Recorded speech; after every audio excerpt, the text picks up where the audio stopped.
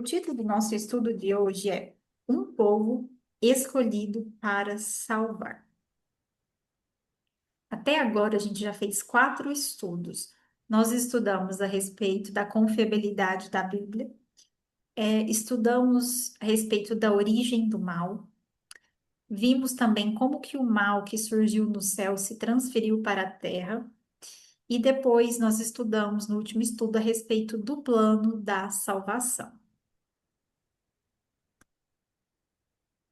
Ah, Retomando um pouquinho do plano da salvação, vocês lembram que quando o homem e a mulher pecaram, lá no livro do Gênesis, Deus fez uma promessa, né?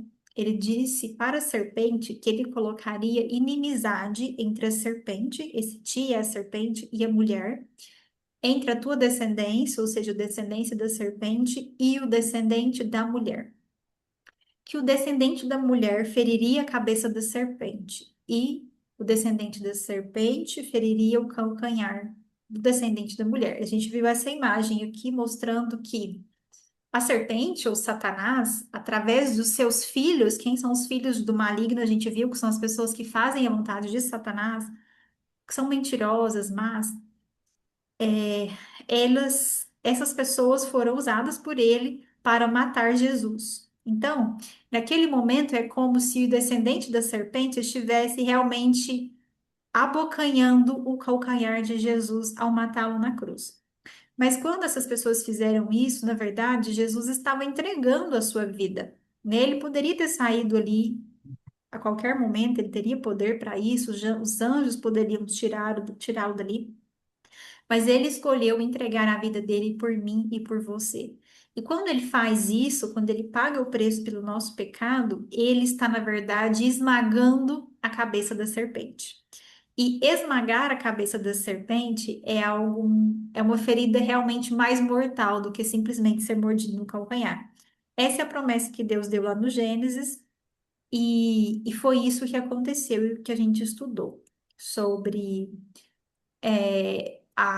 sobre o plano da salvação. Mas isso é só o relance, né? Agora que a gente realmente vai começar a entender com profundidade como é que é o plano da salvação. Primeiro, a gente viu que teria que surgir um descendente da mulher, né? Que seria Jesus. Como que surgiria esse descendente? Certa vez, ainda lá no livro do Gênesis, Deus chamou um homem chamado de Abraão. Então o Senhor veio a Abrão, na verdade, na época ele era chamado de Abrão, depois seu nome mudou para Abraão. Então o Senhor veio a Abrão e lhe ordenou: Sai da tua terra, da tua parentela e da casa de teu pai, e dirige-te à terra que te indicarei. Eis que farei de ti um grande povo. Eu te abençoarei, engrandecerei teu nome, serás tu uma bênção. Abençoarei os que te abençoarem, amaldiçoarei aqueles que te amaldiçoarem. Por teu intermédio, abençoarei todos os povos sobre a face da terra. Então, olha que interessante. Deus faz uma promessa para Abrão, que na época era um homem que não tinha filhos, né? E fala para ele deixar a terra dele, onde ele morava, para ele ir para outro lugar.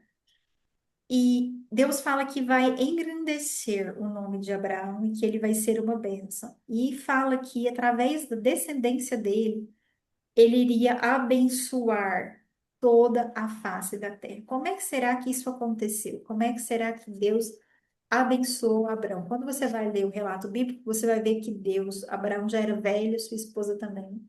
Deus dá para ele um filho. E no livro de Mateus, capítulo 1, versos 1 e 2, nós vamos ver que ali tem a genealogia de Jesus, ou seja, quem que eram os antepassados de Jesus ali. E aí você vai ver que Jesus Cristo é descrito como sendo filho de Davi, que era, por conseguinte, filho de Abraão. Ou seja, na genealogia de Jesus Cristo precisou de Abraão. Depois que entrou o pecado no mundo, sempre existia aquela linhagem de pessoas que eram continuamente más, tanto que teve o dilúvio, né, para que algumas vezes as pessoas realmente deixassem de existir, parassem de multiplicar tanto mal, mas sempre existia uma linhagem de pessoas más. E então Deus ele escolhe um povo, não porque Deus queria que eles fossem mais privilegiados, não porque Deus os considerava melhores do que outros, mas como o título dessa mensagem de hoje diz, Deus os escolheu para salvar. Deus escolheu um povo para salvar a partir de Abraão, que gera Isaac, aqui fala, né? Abraão gerou Isaac, Isaac é Jacó, Jacó a Judá e a seus irmãos. O que a gente conhece hoje como o povo judeu ou israelitas, eles eram, na verdade, né? Ali, os judeus eram da tribo de Judá, descendentes de Judá, a parte sul ali, né? Primeiro a gente teve Israel, o reino de Israel, que depois se dividiu em dois, Israel e Judá. Então, os judeus, eles eram os descendentes, né, dessa linhagem aí, desde Abraão, Isaac, Jacó, Judá. A partir dessa genealogia, a partir dessa descendência, viria Jesus. Então, quando a Bíblia, você vai ver que no todo o Novo Testamento, a história do povo israelita ou povo judeu, que Deus havia escolhido como nação, não para que eles fossem superiores a outros, mas para que eles fossem aqueles mensageiros, né, de boas novas, aqueles que realmente iriam levar outras pessoas a conhecer esse plano de salvação que nós vimos. Então, qual foi a ordem que Deus deu aos israelitas? Então, Deus escolhe esse povo, os israelitas, né? E Deus dá uma ordem para eles, que como eles seriam esse povo que representaria Deus, que falaria da salvação para outras nações, Deus vai dar uma ordem para eles. Alguém pode ler para nós?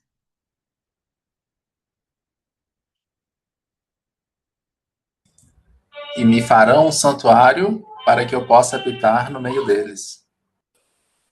Isso. Então, Deus pede para os israelitas fazerem um santuário para que ele pudesse habitar no meio deles. Então, um dos objetivos deles para construírem esse santuário, esse templo, era que a presença de Deus ia se manifestar de forma especial ali. Então, um dos objetivos era a presença de Deus estar naquele lugar. Mas o que que esse santuário continha além da presença de Deus? Alguém vai ler para nós também.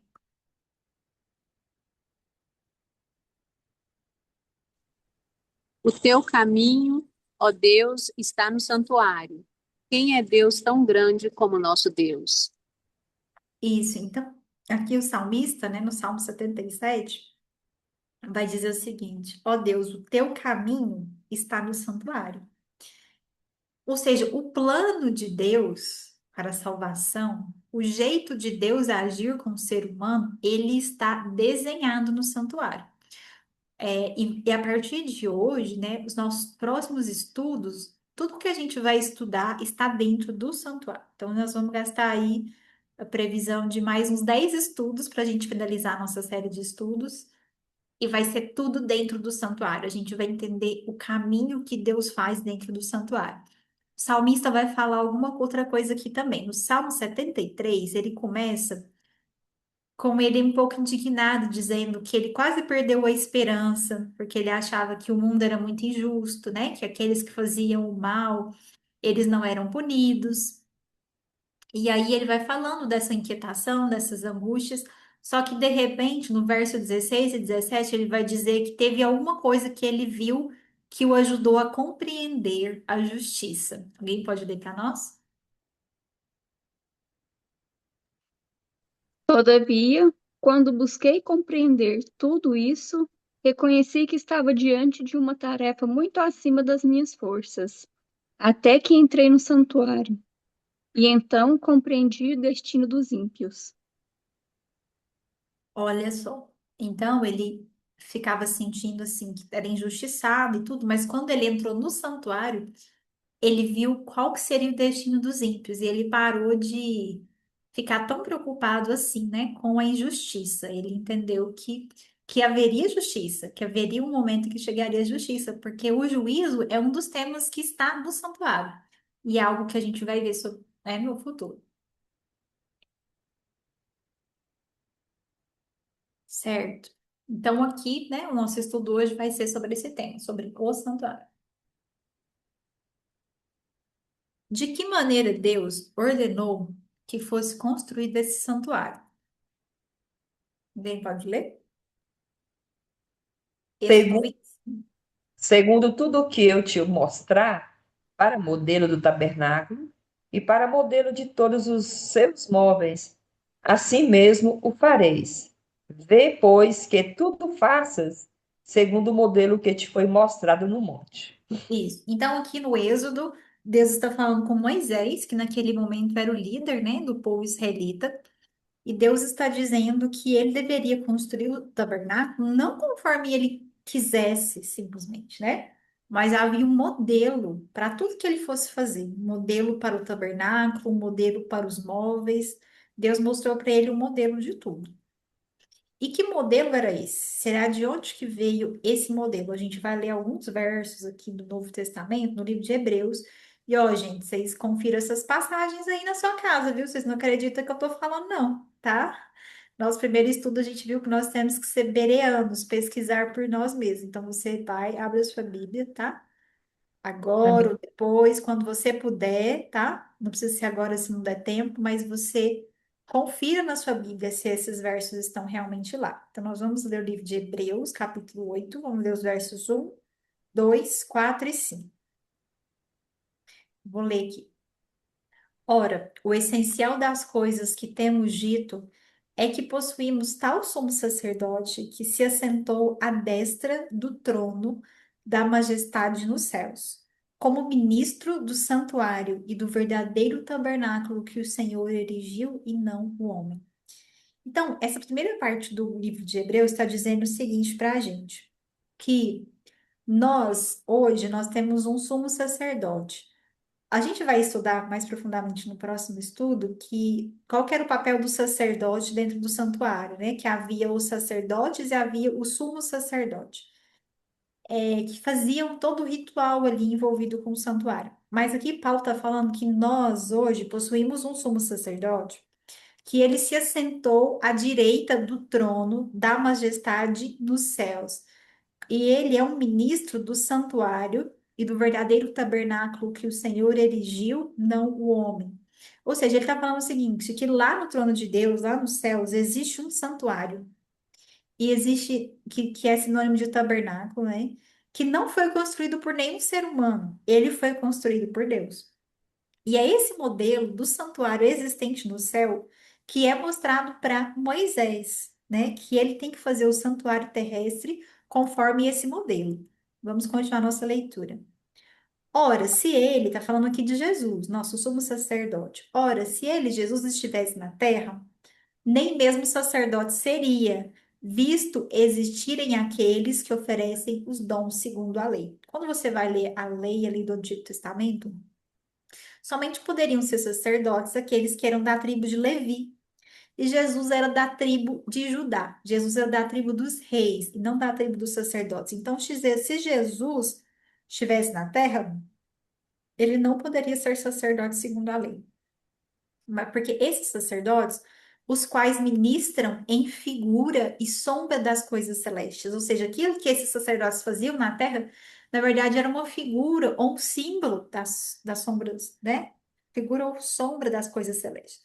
Assim como foi Moisés divinamente instruído quando estava para construir o tabernáculo, pois diz ele: vê que faças todas as coisas de acordo com o modelo que te foi mostrado no monte. Então, aqui, um reforço, né, uma repetição daquela passagem do Antigo Testamento, falando desse modelo que foi mostrado e deixando claro que esse modelo é uma figura e sombra de coisas celestes. Então, tem um santuário celestial, e a partir desse santuário celestial é que foi feita, né, foi feito o santuário terrestre, certo? E como que era esse santuário? O que que existia ao redor do santuário? Agora a gente já vê umas imagens mesmo para a gente poder compreender como é que ele era. Alguém pode ler? Levantou também o átrio ao redor do tabernáculo. Certo. Então, nós tínhamos um tabernáculo e em volta dele existia um átrio. Átrio é um espaço vazio, né? Na medicina a gente fala de átrio, é uma câmara do coração, que é um espaço ali vazio. Então, aqui, ó, para ilustrar para vocês, átrio ou pátio seria a mesma coisa, tá? É esse espaço vazio ao redor do tabernáculo propriamente dito. Então, aqui está o pátio ou átrio. E quantos compartimentos tinha o santuário propriamente dito? Hebreus 9, 2 e 3. Com efeito, foi preparado o tabernáculo, cuja parte anterior, onde estavam o candeeiro e a mesa e a exposição dos pães, se chama o lugar santo. Desculpa, Marilene, passei sem querer. Apertei um botão aqui. Peraí. Pode continuar. Por trás do segundo véu se encontrava o tabernáculo, que se chama o Santo dos Santos. Isso. Então, aqui nós temos dois compartimentos do santuário propriamente dito. A gente tem a parte anterior, a primeira parte, que é chamada de santo lugar. No santo lugar havia o candeeiro, que é como se fosse um castiçal, né? Uma mesa com pães, chama mesa da proposição, e também havia a gente vai ver que havia um altar, né, de incenso, a gente vai ver em detalhes isso. E aí, a parte posterior, a parte depois do segundo véu, é um lugar chamado de Santo dos Santos ou Santíssimo, né? Então, nós temos o lugar santo, temos o lugar santíssimo. Então, colocando tudo aqui em figura para vocês verem, nós temos isso. Ao redor, nós temos o pátio, né? E aqui temos o lugar santo e o lugar santíssimo. Então, pátio ao redor, lugar santo, que é o primeiro lugar, e o segundo lugar, que é o lugar santíssimo. E o que que separava o lugar santo do santíssimo? Então, aqui entre o santo e o santíssimo tinha algo que separava um do outro. Não pode ler? Farás também um véu de estofo azul, e púrpura, carmesim e linho fino retorcido. Com querubins o farás de obra de artista. Pendurarás o véu debaixo dos colchetes e trarás para lá a arca do testemunho, para dentro do véu.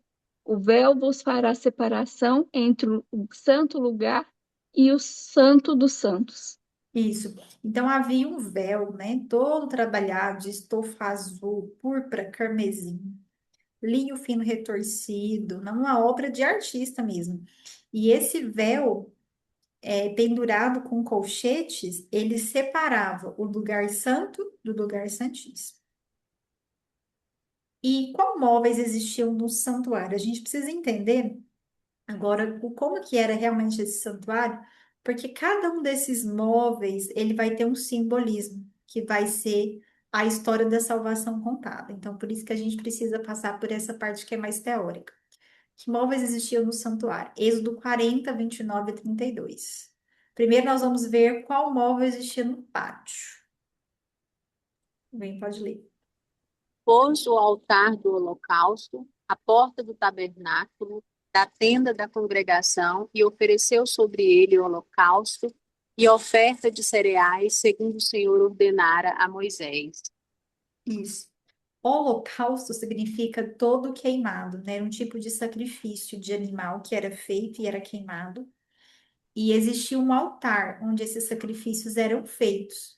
Então, quando você entrava no santuário ali no pátio, a primeira coisa que você via era o altar de sacrifício.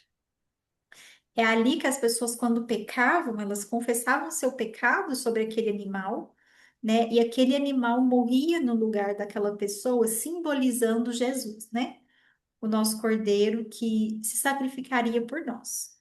Então, o primeiro móvel que a gente encontra quando entra no santuário é o altar do holocausto. Tem outro móvel logo depois do altar. Podem ler.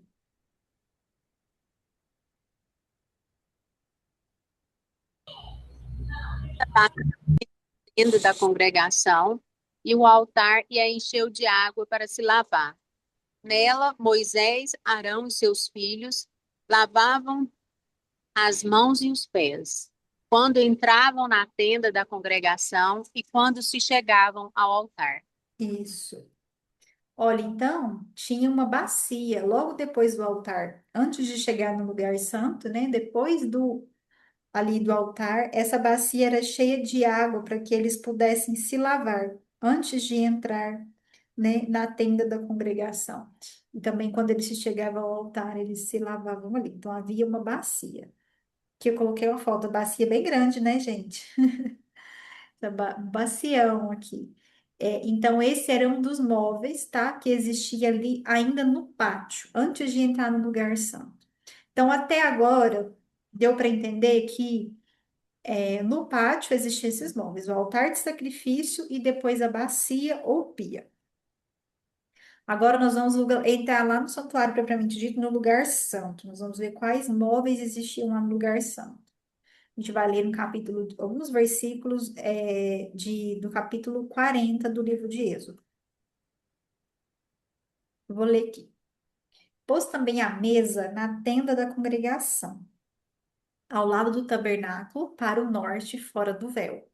E sobre ela pôs em ordem os pães da proposição perante o Senhor, segundo o Senhor ordenara a Moisés. Então, aqui, ó, a gente tinha uma mesa com 12 pães, né? Tínhamos 12 tribos de Israel, o povo israelita, e tínhamos também 12 pães. Então, esse móvel é chamado de mesa dos pães ou mesa da proposição, os pães da proposição. Depois nós vamos entender o que significa, né, essa questão dos pães, a questão dessa mesa, mas por agora eu quero que vocês guardem que no lugar santo, esse era um móvel que a gente encontrava, certo? E pôs também na tenda da congregação o candelabro defronte da mesa, ao lado do tabernáculo para o sul, e preparou as lâmpadas perante o Senhor, segundo o Senhor ordenara a Moisés. Então, de frente da mesa tinha um candelabro, né, de 7 lâmpadas que ficavam sempre acesas. Então, de frente da mesa tinha o candelabro. E havia um terceiro móvel aqui no lugar santo, que é o altar. Pôs o altar de ouro na tenda da congregação, diante do véu, e acendeu sobre ele o incenso aromático, segundo o Senhor ordenara a Moisés. Então, aqui é um altar diferente, não é aquele altar de sacrifício que tem lá no pátio. Aqui é um altar de incenso. Vou mostrar, tem foto aqui para vocês, tá vendo? Um altar aqui de ouro, né? Onde era colocado incenso, que também queimava ali de forma contínua. Então, no lugar, deixa eu ver se tem uma foto dos três juntos. Eu acho que só no final, deixa eu ver. Ver se eu consigo mostrar. Tá vendo aqui no lugar santo que você tem a mesa dos pães, o candelabro e o altar de incenso. Então, esses aqui são os três móveis do lugar santo. A gente vai voltar lá.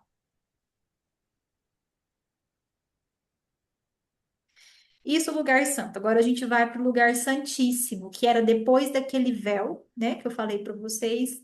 Ali existia algo especial. Êxodo 26, 33. Gostaria que alguém lesse agora para nós. Pendurarás o véu debaixo dos colchetes e trarás para lá a arca do testemunho, para dentro do véu. O véu vos fará separação entre o santo lugar e o santo dos santos. Isso. Então, por trás do véu, dentro já do lugar santíssimo, havia um móvel único chamado de Arca do Testemunho ou Arca da Aliança, que na verdade a arca é um baú, né? O que que cobria a arca? A gente vai ler em Êxodo 25, 17 a 21. Podem ler. Farás também um propiciatório de ouro puro. Farás 2 querubins de ouro. De ouro batido os farás, e nas duas extremidades do propiciatório, um querubim, na extremidade de uma parte e o outro na extremidade da outra parte. Certo. Então, propiciatório, na verdade, uma tampa. Então, a arca era um baú, né? E o propiciatório era essa tampa desse baú. Tudo de ouro, né? E tinha também dois querubins. Deixa eu ver se a foto tá aqui. Dois querubins de ouro, né? Nessa tampa, que eram anjos, né? Então, os querubins estenderão as asas por cima, cobrindo com elas o propiciatório. Estarão eles de face voltadas uma para a outra, olhando para o propiciatório. Porás o propiciatório em cima da arca, e dentro dela porás o testemunho que eu te darei. Então, era todo feito de ouro, né? Essa tampa de ouro com esses querubins em cima. E dentro da arca tinha o testemunho. A gente vai ver o que é esse testemunho. O que se manifestava acima da tampa da arca? Êxodo 25, 22. Bem, pode ler. Ali virei a ti, e de cima do propiciatório, do meio dos dois querubins que estão sobre a arca do testemunho, falarei contigo acerca de tudo que eu te ordenar para os filhos de Israel. Isso, então ali, em cima da arca, era onde a presença de Deus se manifestava, né? Ali era o local da presença de Deus. Ah, coloquei um brilhinho aqui, tá vendo? A glória de Deus se manifestava ali. E o que que Deus mandou que se colocasse dentro dessa arca? Em cima tinha esses anjos, né, de ouro. Ali se manifestava a glória de Deus, mas o que que tinha dentro desse baú? Nós vamos ler Hebreus 9:4. Alguém pode ler? A arca da aliança totalmente coberta de ouro, na qual estava uma urna de ouro contendo o maná, o bordão de Arão, que floresceu, e as tábuas da aliança. Isso, então, dentro dessa arca, a gente tinha uma urna de ouro, né? Contendo o maná, que foi o pão que desceu do céu. Depois a gente vai fazer um estudo sobre isso. O que que foi esse maná? Contendo o bordão ou vara de Arão, que floresceu. Depois a gente vai estudar também quando que aconteceu isso, que esse bordão floresceu, qual o significado disso. E as tábuas da aliança, que na verdade a gente vai ver que foram as tábuas dos 10 mandamentos. Então, lá dentro da arca, nós tínhamos, deveria ter colocado aqui, não coloquei, a imagem desses três itens: o pote de ouro contendo maná, a vara de Arão que floresceu e as tábuas dos 10 mandamentos. Esses três objetos estavam dentro da Arca da Aliança. E aqui nós vemos por completo, né, essa imagem aí do santuário, o lugar santo, com a mesa dos pães, com o candelabro, com o altar de incenso, e no lugar santíssimo nós vemos ali a Arca da Aliança, que continha, né, esses três itens que eu falei para vocês: o pote de maná, a vara de Arão e as tábuas dos 10 mandamentos. Hoje nós vamos terminar o nosso estudo. Eu não conseguiria detalhar para você o significado de todos esses itens hoje. Hoje meu objetivo é que você aprendesse que o plano da salvação ele está desenhado ali, que você releia sobre esses móveis, né? Confira na sua Bíblia e que você grave essa sequência, porque a partir de agora todo o nosso estudo vai fluir a partir daqui. Eu queria só retomar duas passagens que eu trouxe, né, lá no começo, para a gente finalizar. Salmo 77:13, que diz que o teu caminho, ó Deus, está no santuário. Quem é Deus tão grande como o nosso Deus? Então, o caminho de Deus, o plano da salvação, ele está no santuário. E retomando aquele verso que diz: Todavia, quando eu busquei compreender tudo isso, reconheci que estava diante de uma tarefa muito acima das minhas forças, até que entrei no santuário e então compreendi o destino dos ímpios. E aqui eu vou só reforçar para vocês que dentro desse nosso estudo, o próximo estudo ele vai ser sobre o altar de sacrifício, né? Que é o primeiro móvel que a gente encontra ali. Então nós vamos realmente ir de fora para dentro, tá? Nós vamos estudar desde o altar até lá dentro. E esse altar, vocês já sabem, né? Já deu para entender que ele é sobre o sacrifício de Jesus. No nosso próximo estudo, nós vamos falar sobre o sacrifício de Jesus de uma forma um pouco mais profunda. Nós vamos ver sobre o sofrimento de Jesus de uma forma que talvez muitos não tenham visto ainda, porque muitas pessoas acham que o grande sacrifício de Jesus foi de fato a dor que ele passou física. Será que foi isso? Será que esse foi o grande sacrifício de Jesus? Outra dúvida que as pessoas têm é: quando nós morremos, quando nós pecamos, nós merecíamos a morte eterna. Mas Jesus, ele morreu, mas depois de 3 dias ressuscitou. Então, como que ele pode ter pagado o preço da morte eterna por nós? Essas perguntas sobre o sacrifício de Jesus, nós vamos responder no próximo estudo. Convido vocês a relerem sobre o santuário, verem esses passos a passos, porque agora nossos estudos realmente vão focar nisso e eu acho que vocês vão achar assim, muito bonito, muito interessante ver todos esses passos que Jesus vai dar para nos salvar, onde que ele está hoje, o que que ele está fazendo hoje, em qual parte do santuário que ele está, e ver também qual que é a nossa parte, o que que ele espera de nós, né? Que nós temos que seguir os seus passos dentro do santuário. E o primeiro que nós vamos estudar realmente vai ser um aprofundamento, né, dessa questão do sacrifício de Jesus, que sabemos que é o Cordeiro. A gente estudou que Jesus é o Cordeiro que foi morto desde a fundação do mundo, ou seja, Deus já estava disposto a morrer por nós antes mesmo de nós pecarmos, porque ele nos criou livres, né? Ele nos criou por amor e ele estaria disposto a se sacrificar por nós. Por hoje, esse vai ser o nosso estudo. Nós vamos orar para finalizar. Depois eu vou abrir para perguntas, comentários, certo? Então vamos lá. Vamos orar. Senhor, nosso Deus, nosso Pai, nós queremos te agradecer porque o Senhor é um Deus tão sublime, mas ao mesmo tempo é um Deus tão didático que escolhe nos ensinar, Senhor, e o Senhor procurou nos ensinar através desse santuário que o povo de Israel construiu, mas que a tua palavra diz que, na verdade, ele é um modelo das coisas que estão no céu, que é para nós aprendermos aqui na terra lições de coisas que acontecem no céu. Queremos te agradecer até agora por tudo que estudamos, por esse entendimento desse plano da salvação e te pedimos sabedoria para os próximos estudos, que nós possamos compreender toda a tua vontade, possamos praticá-la também em nossas vidas. Te agradecemos por cada pessoa que está aqui, por aquelas que ainda também virão no futuro a ouvir este estudo. Te agradecemos por esse privilégio em nome de Jesus. Amém.